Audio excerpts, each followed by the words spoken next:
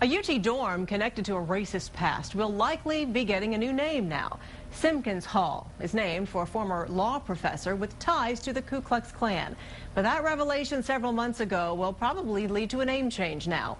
KXAN's Jared Wise is live on campus to explain. Jared.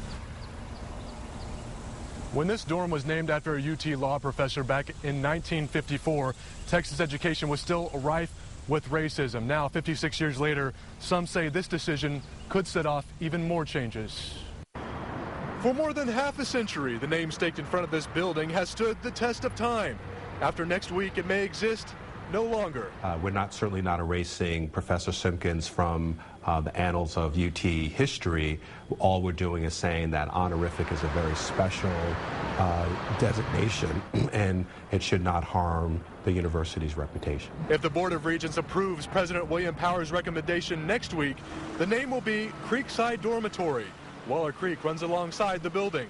Students are mixed on the decision. I mean, it's definitely going to be a change because if it's not something historical, it's not going to blend in with the rest of the university. The name should symbolize something, should have some kind of meaning to it.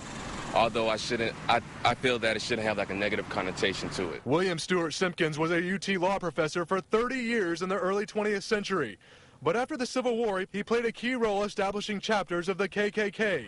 Some say by changing the name of this building, it only raises more questions. I mean, there's Confederate names on buildings here, so are we going to draw the line at just KKK, or are we going to take it all the way and get rid of everything? I think the university should definitely review all the names and all the past historical facts and the links in between the different kinds of stuff and determine what stuff should stay and what stuff should be changed, because you don't want to make a group of people feel uncomfortable coming to this university just by going into a building.